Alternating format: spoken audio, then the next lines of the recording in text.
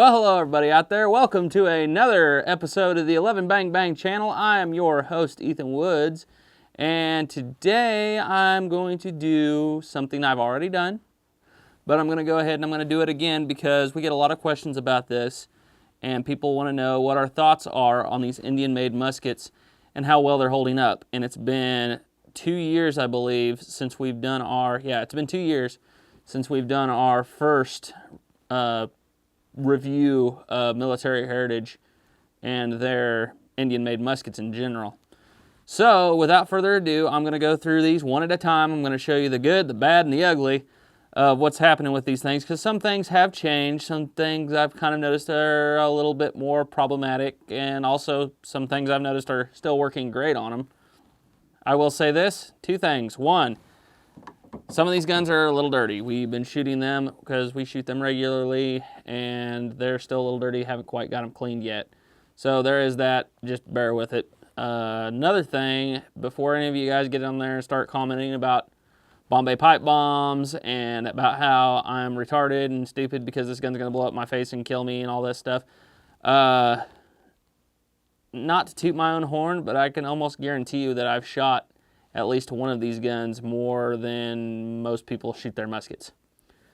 So yeah, with that out of the way, let's go ahead and get started. I'm going to go with the first one we ever got here first, and this is one of the ones that I was saying was a little dirty. This is the old brown Bessie girl. Look at that. She's aging pretty good. We refinished this gun, and we fixed some of the issues that it had. One of the issues was that, if that can focus there, focus, it's not going to focus. Woo. That rear thimble right here at the swell, which is kind of a thing for the long land pattern only, or the original land pattern, as it was called back in the day, used to jut out the bottom really bad. It was bad. It felt uncomfortable when you held it. It wasn't a game changer. It was still shootable. However, it looked terrible. So when we refinished this, or whenever I refinished it, that was part of the thing that I did, was I went and I took the thimble off and I started blacking it using candle black to see where exactly we were hitting at that it wasn't wanting to go flush.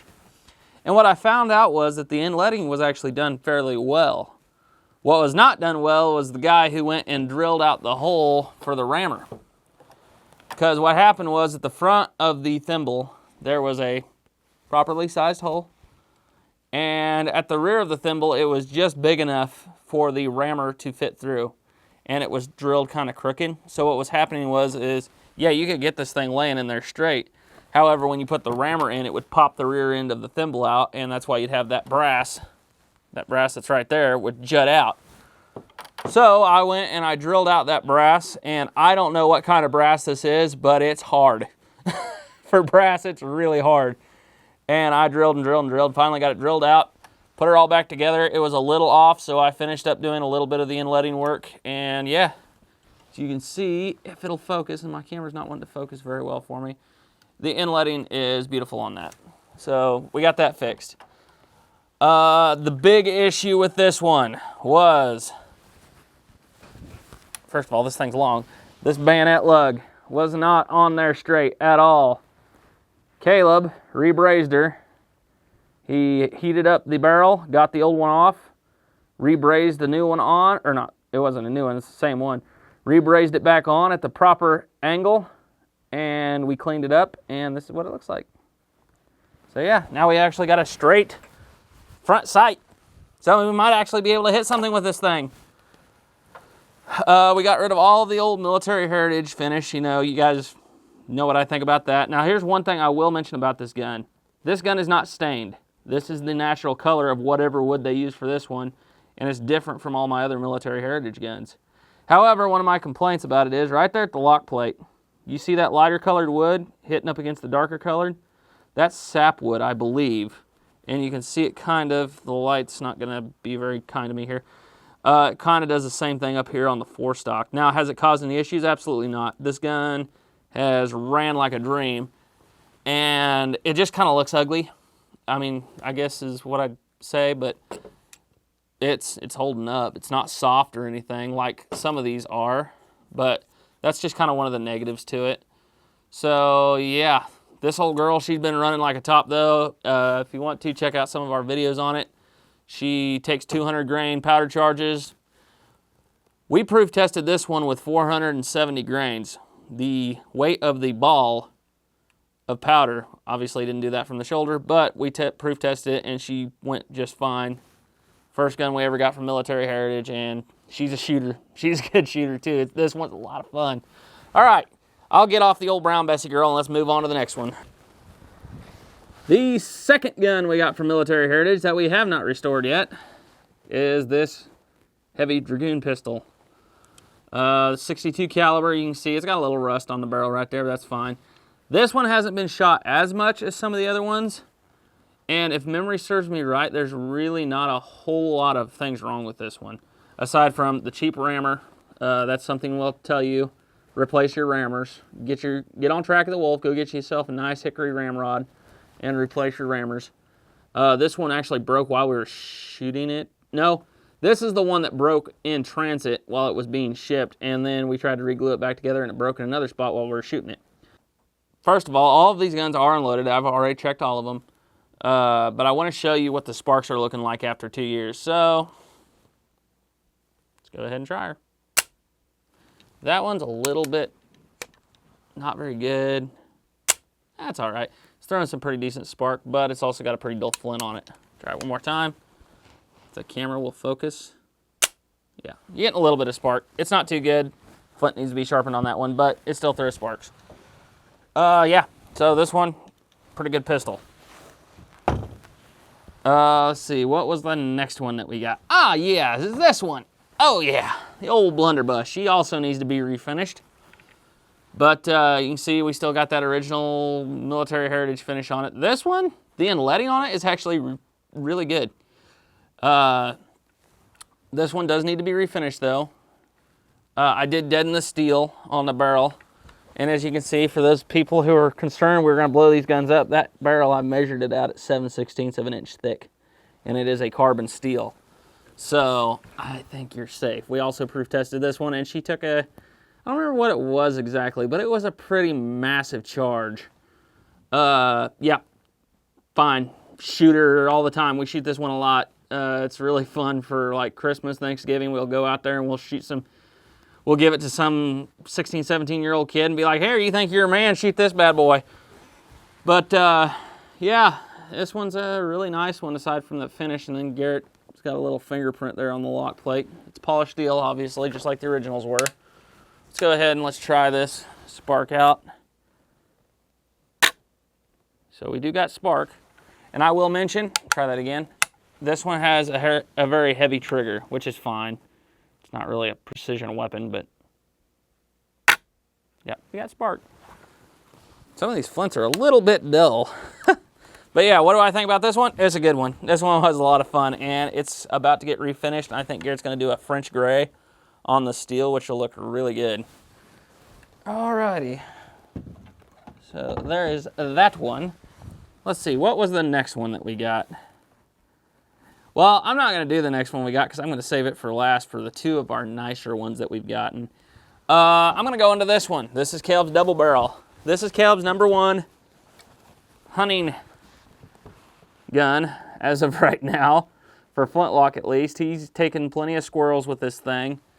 This one I will say is kind of one of the rougher ones that we got, which is kind of sad because we actually paid more for it.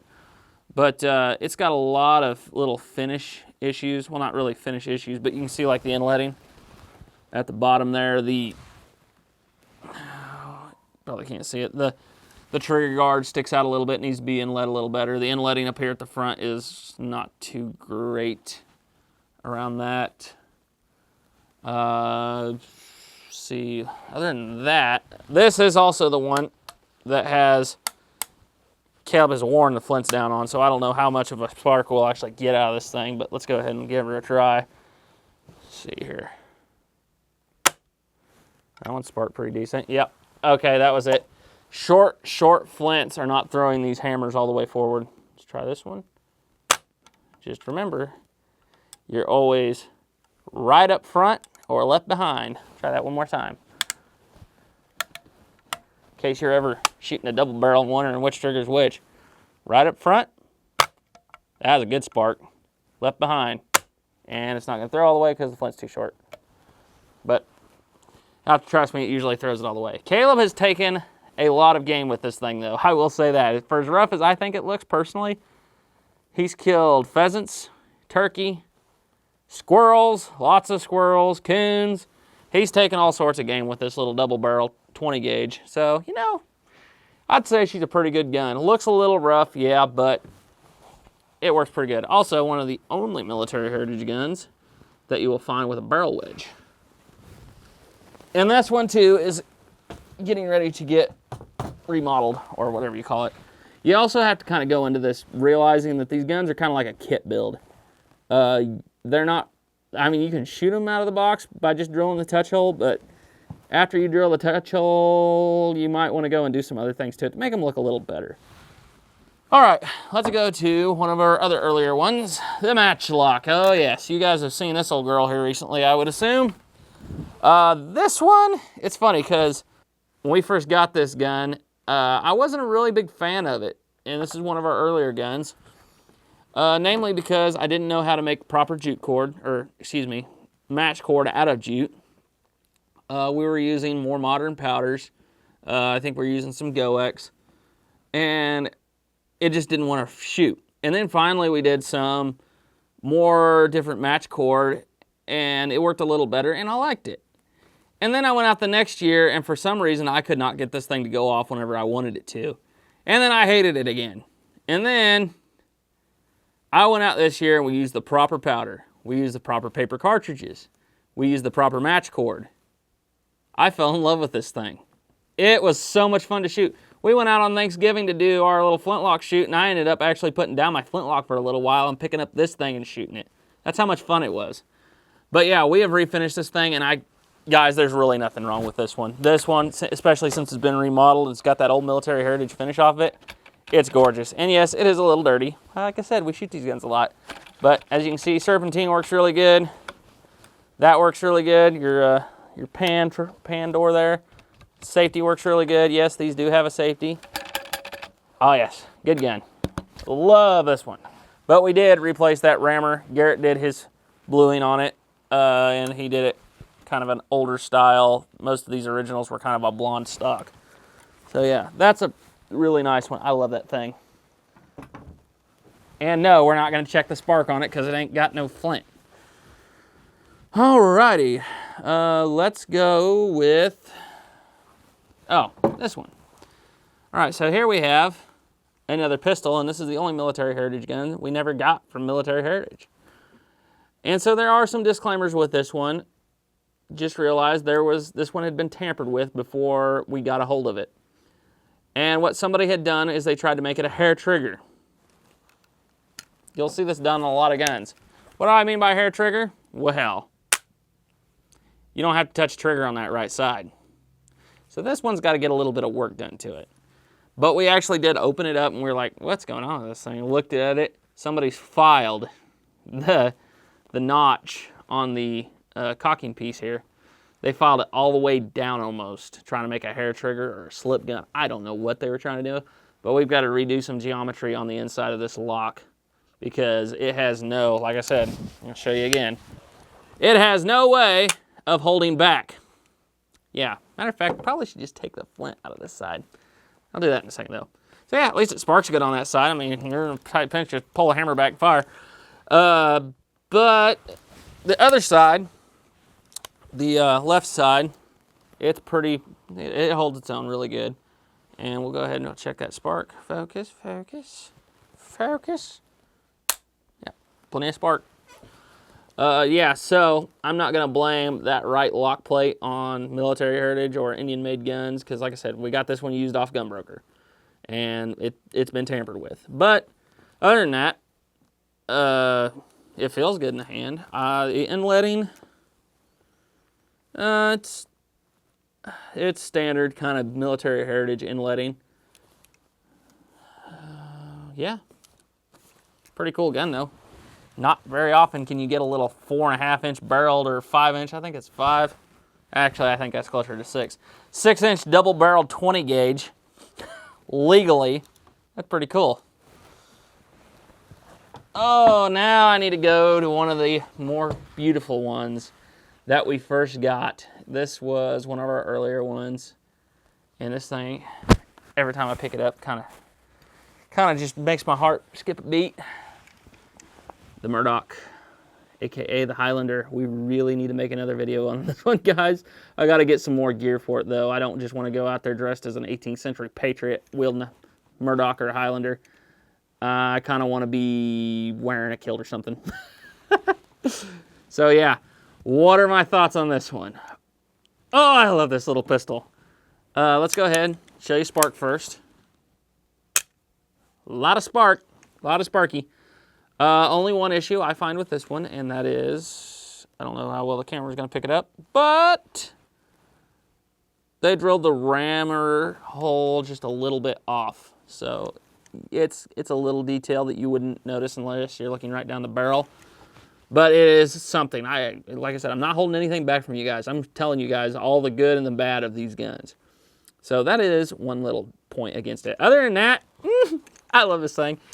Here's the thing about military heritage and Indian-made guns. Where else are you going to find a replica of one of these? Maybe the rifle shop, but that's about it. And they even, I don't know if I'm going to take it out all the way. I might have to speed this part up. Whew, that is a long-winded thread. All right, there we go.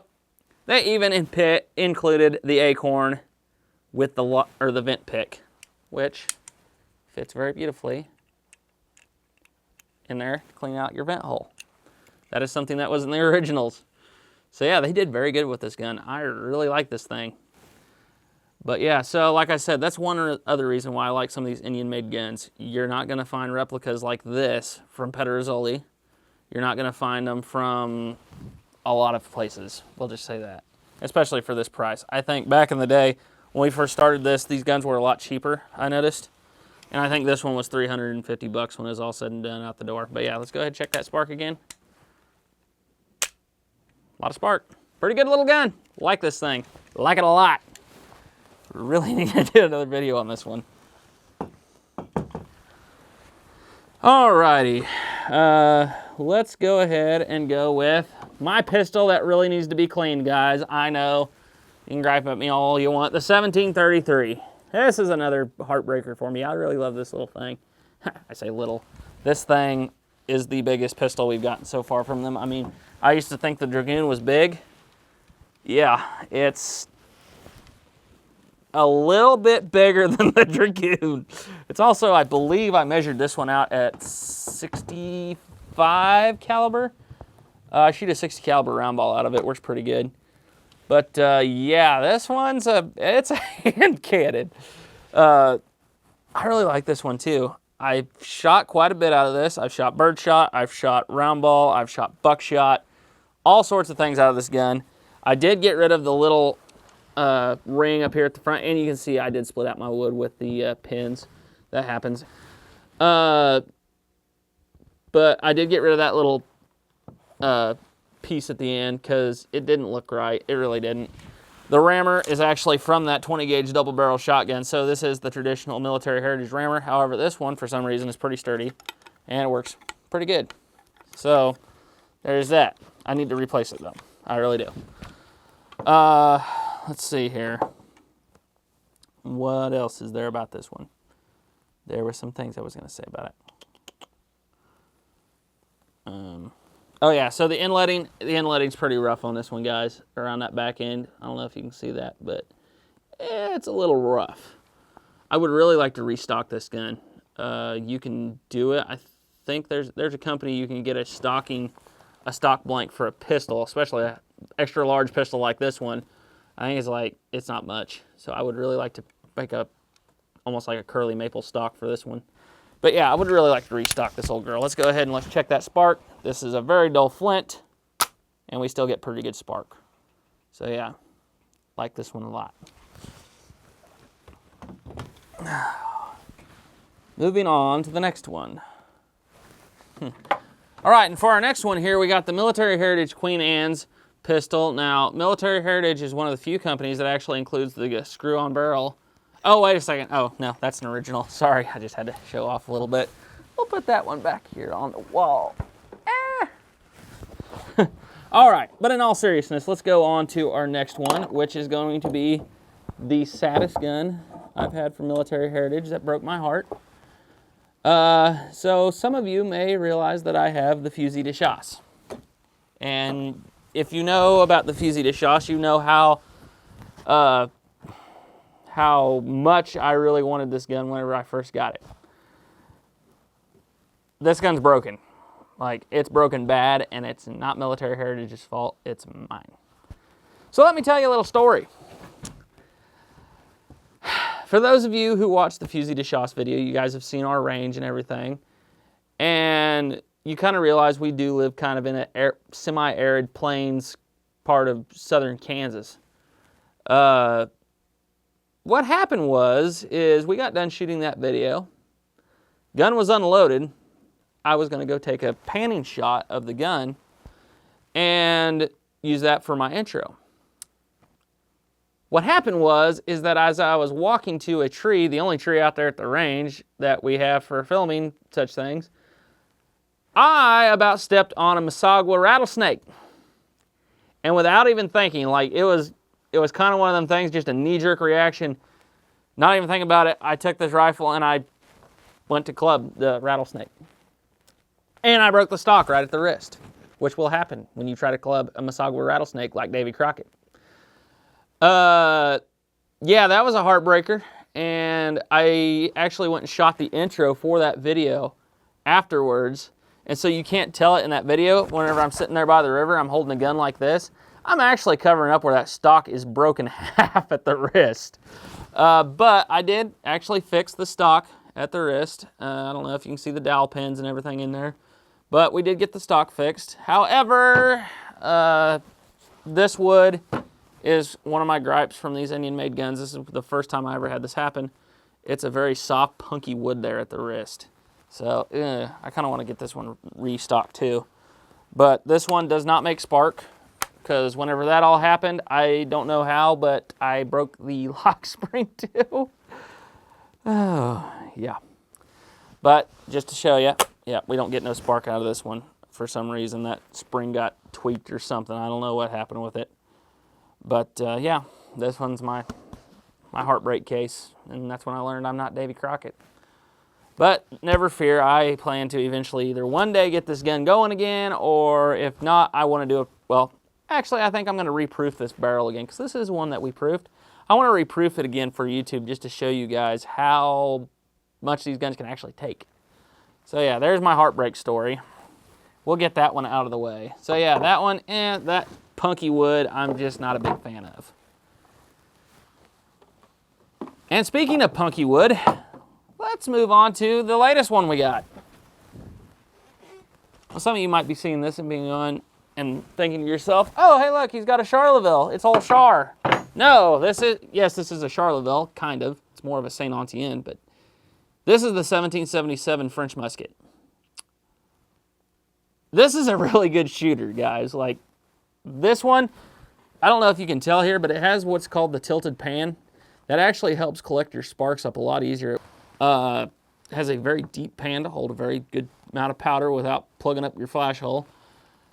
Oh, they cut this piece of the stock out here, so I don't really mention a lot, but whenever I shoot Old Char a lot, the 1766, this stock shape, for some reason when you shoot it after long periods, it'll come up, it'll buck up, and it'll hit you in the cheek, and it just over and over and over, right in the jaw. And you can leave with a pretty bruised up cheek when it's all said and done. So on this one, they got this nice little cutout here, so when the gun rises up, it just kind of slides along your cheek there. Pretty nice. This one's, they got very good details on all these guns, really, about the markings. So I don't know if you can see the E's, the double E's there on the back of the barrel for Etienne. They also got the MLE 1777 on the tang. I don't know how well that's going to pick up, but it is there. They got the historical points right on this gun. They even got the flared out hammer up here at the top, so you catch more basically you have less likely chance of breaking off a flint if it's too long. But that's the good things. This one's a really nice shooter, but there's one thing I really don't like about it. I said, speaking of punky wood, you can see this one's chipped out here at the front, and that's because this wood is super, super soft right there. So, and it's just a spot right there. So what I'm going to be doing is I'm restoring this gun, or remodeling it, or whatever you call it, refinishing it. I'm going to take and I'm going to cut all this punky soft wood out of here, and I'm going to replace it with some probably oak, because oak kind of matches the color of this wood. And I'll do a traditional patch job on it. As you can see, the military heritage finish, the Indian finish, is junk. It scrapes off very easily, especially under hard use, which this gun has already seen some pretty hard usage. But yeah, this one, it's still fun, even though it's got that kind of junky wood up there on the front. Just that one spot is just grinds my gears. It's just too soft. I wish they would kind of pay a little more attention to that. But let's go ahead and let's check Sparky Spark on this one and see how well she works. So again, notice that pan caught almost all of them sparks. That's a beautiful design. This is smoking too. I really love this design. Trigger on this one is probably one of the better triggers too. So yeah, I would give this one a good, it's all right. It's all right. So let's move on to a little competition me and Garrett have here over which has the most beautiful military heritage musket. And these are our two best ones that we have so far, in my opinion. Our two nicest ones. Garrett has the civilian side musket, and I have a military musket. This is Garrett's. It is a very pristine gun. Like I said, I think these two that I'm about to show you are our best looking Indian-made guns that we have. This is the Northwest Trade gun. You can see that beautiful serpent lock plate. The inletting on the trigger guard leaves a little bit to be desired, because there is no inletting because it's a Northwest Trade gun. Just thought I'd catch and see if you were still awake. This one, the historical accuracy is pretty good. The wood is a little bit thicker on these. It's a little more bulky. Now Garrett, he did refinish this one, and he did a great job doing this. He stained the wood, linseed oil, Johnson's paste wax. He browned the barrel with some Laurel Mountain Forge browning solution. Got a new hickory rammer with a fouling end cap there on the end of the rammer. This is just a really pristine gun, guys. I like this one. Let's go ahead. Let's check this spark. See how well she sparks. Alrighty. Pretty good spark. This flint, oh yeah, this flint's pretty dull though. I don't know if you can catch that. But we're still getting pretty decent spark for a dull flint. Let's try that again. Yeah, pretty decent spark for a dull flint. But yeah, this is Garrett's. This one, aside from that little thicker part that I was talking about on this one, I can't really think of anything wrong with this one. Let's see if I can even pick up these markings. We got some old British proof marks. We got some old British proof marks on here. I don't know how well they pick up. We got a GR crown and broad arrow. We got the Sitting Fox London marked on the barrel. Got a Watley lock. Obviously, it's not a real Watley lock, but it's a replica of one. And this one looks really good, guys. I like this one.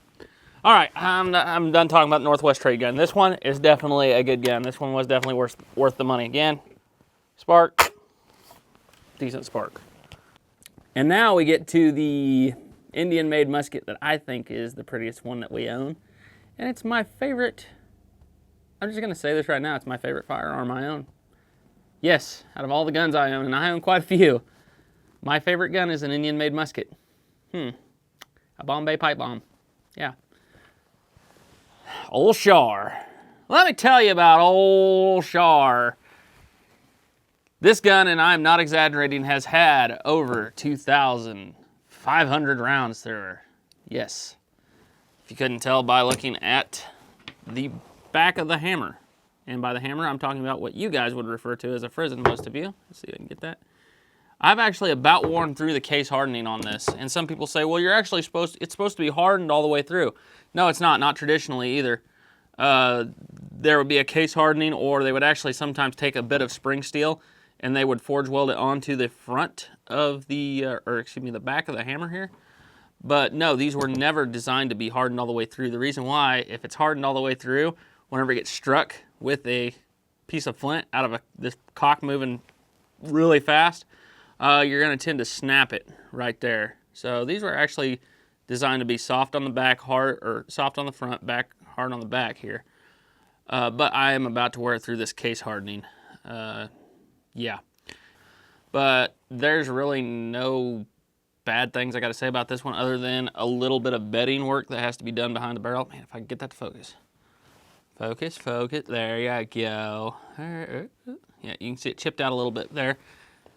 But that's over 2,500 rounds. And I'm not exaggerating again. I fired 500 rounds through this gun. I burnt through 6 or 7 pounds of powder in a week. And they were not light loads. They were 150 grain charges. So for all the people who are like, well, it'll blow up if you put a blank in it without any paper wadding, you're full of it. I'm sorry, guys. I'm sorry. There it is. I'm putting it right out there. I'm throwing down the gauntlet. Yeah. If you say you're loading this with true black powder and it's just powder in the barrel and there's no paper wadding and the gun just blew up in your face, you're lying. Straight up. I'm not backing down from that one. Guys, this gun, I've shot 150 grain charges through this gun all the time. No bulge barrel, no crack, no split, no explosion, and it shoots really good. All right, let's try the spark on old Char here. See how she does. One more time. Just in case you missed that, because you know these hammers, or excuse me, frizzens on these Indian-made guns are so soft they won't spark. But yeah, it's a pretty good shower there. Oh, guys, I really, really love this gun. This is, like I said, this is my favorite. It's hands down, it's my favorite gun I own. I probably shoot it more than any of the other guns I own right now, including my modern ones. I can't... This is the best birthday present I ever got, in all honesty. One of the best. It's just... man, I love this thing. And that's the thing about these guns. Most of them are not the prettiest girls at the ball, as I've said before. This one is. This one is a well-made gun.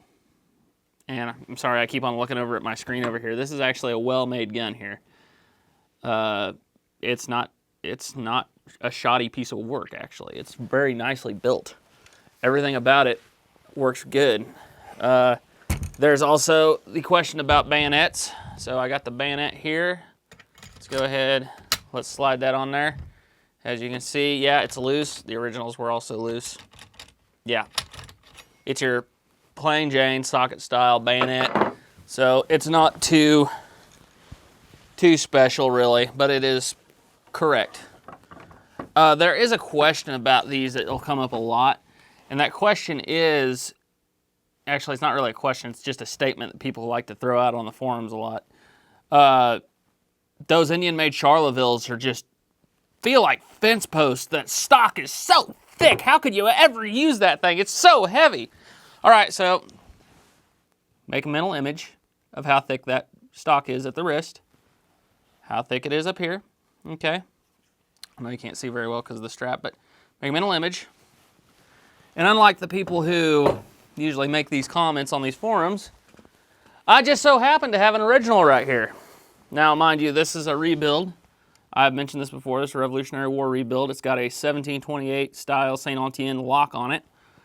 But it's not a whole lot thinner. It's a little thinner, maybe. I don't know, though. It's close. It's maybe a hair thinner, but it's almost unnoticeable unless you really look at it hard. This one's also really cool, guys. Just saying. But that's the other thing. So some people ask, well, how is it shooting an original versus shooting the replicas, the Indian-made replicas? Really, between this and Old Char, they shoot about the same. I mean, really, they're about the same on reliability. They hit the same spot whenever I shoot, which is probably because of me. I always tend to hit low right, which kind of low right. Yeah, I tend to flinch sometimes, even though I try to get rid of that. But, yeah. That's what I got to say about that. It's the originals. I've got an original brown best, too. This one is a shortland pattern. It's been converted over to percussion cap. And I measured out the stock on this versus the longland pattern. Mind you, it's a shortland pattern versus the longland pattern, so this one obviously doesn't really have much of a swell up here, but these ones were the same. The stock thickness was the same, so I don't know where a lot of that myth, it's kind of FUD lore at this point, I think, but I don't know where that comes from, but it's not true. So in conclusion, what are my thoughts on Indian-made muskets and Indian-made guns in general, especially from military heritage? Well, first of all, let me start off by talking about military heritage. Things have changed a little bit since the last video we made about them. We haven't been buying as much here lately because, to put it bluntly, since we did our first video that kind of took off on us, they're out of stock of everything. So, yeah, it's kind of slowed down. However, we've ordered a few, obviously, still I got that 1777 from them, but military heritage is probably the best customer service I've ever experienced anywhere. It's not very often you get the owner of the company on the phone with you asking you how things are going. That's really nice, really nice. He's always been pretty quick to ship and everything with us. Really haven't had any issues with him on that. So yeah, military heritage guys got great customer service.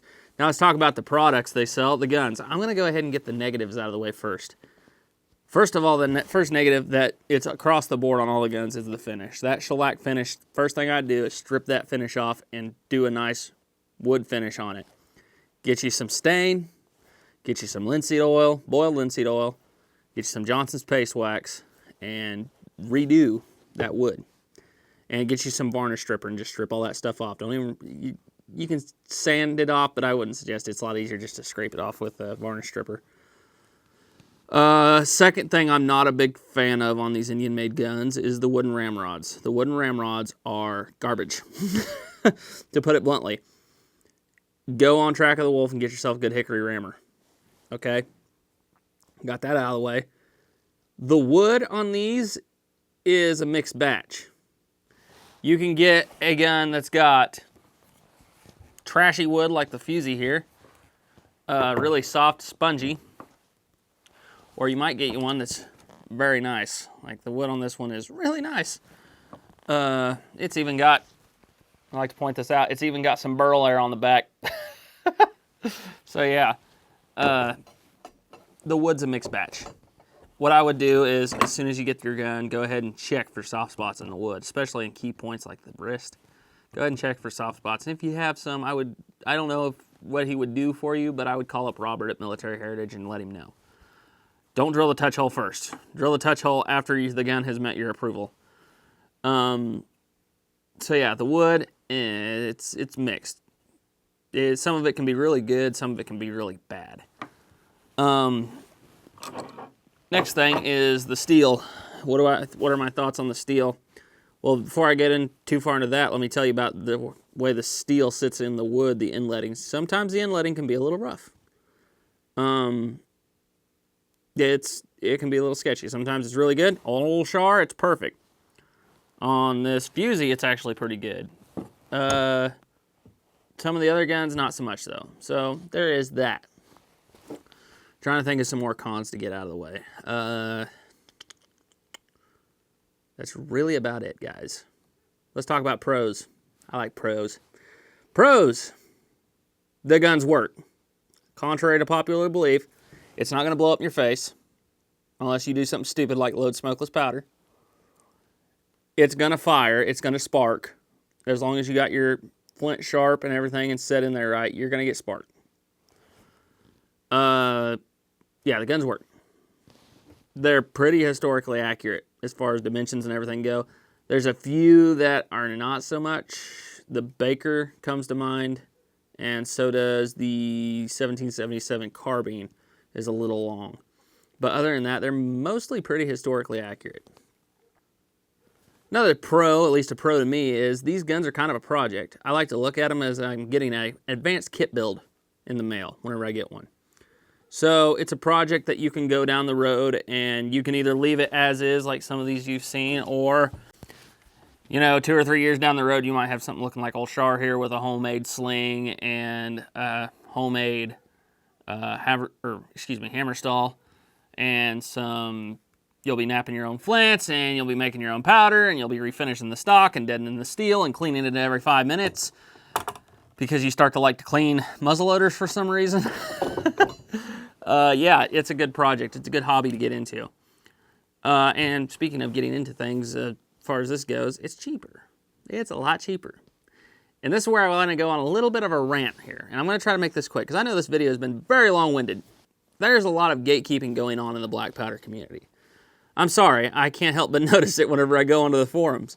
You got one guy who shows up there with his Indian-made musket that he's so proud of and he loves shooting it, and as soon as that thing comes on there, everybody, and I mean everybody except for a few of us, will jump their case, and that's gonna blow up in your face, and if you don't clean it, it might affect the barrel harmonics, which will cause the barrel to split, and if you what was some of the other ones? The steel is too hard. It's got carbon in the steel. That makes the steel hard. It'll be brittle. It'll blow up in your face. I have, kid you not, heard both of those arguments. Just for reference, I've shot, like I said, I shot old Char here. Whoop. I ran 500 rounds through this thing in a week. It was filthy. It was bad. Still ran. Still ran. Did not blow up my face. So yeah, the whole, if it's dirty, it's going to blow up in your face, that's kind of, I don't know where that one came from. I read a whole book on it one time. The guy wrote a comment on Facebook, and it was as long as your arm, and I don't know, yeah, sorry, it works. And I also heard a carbon steel is brittle because it's hard. So anyhow, there are these people who will go on there and they will say, go buy yourself a custom-made flintlock rifle right off the bat. Don't bother with those Indian-made guns. I'll blow up in your face. I'm sorry, but some of us don't have anywhere from $2,000 to $10,000 to drop into a rifle. Sorry, it's not going to happen. You'll have to forgive the dogs barking out in the backyard. But these are a very good way for new flintlock shooters to get into the hobby. And it'll teach them a lot of things about how flintlocks work for a lot lower price. And not only that, whenever we got guys like me and my brothers who love to collect guns, it's nice to have where you can buy them for half the price of a normal gun. And not everywhere are you going to find a Matchlock like that. You're not going to find, I mean, even a copy of a 1766 Charleville is going to be hard. Pedersoli, I think, does them, but I think they do more 63s. I don't know. But anyhow, so yeah, that's my little rant on that. Sorry, guys. But anyhow, what are my thoughts, my final thoughts on these Indian-made guns? Try it. I'll tell you that. Try it. Know what you're getting into. Know that it's not going to be a custom gun. But you know what? You might just really get attached to one of these Bombay pipe bombs. Just like, man, old Char here. I can't preach that enough. I've had this gun for 2 years now, and I've loved this thing. If you couldn't tell by how pretty I've got it. Yeah, I got some fingerprints on there. I'll have to wipe it down tonight. But, yeah, I love this, not rifle, musket. So, yeah, I'm sorry, guys. I know that was a long-winded rant and a long-winded video, but we finally made it. So, as always, thanks for watching. Trust in God. But keep your powder dry. Bye.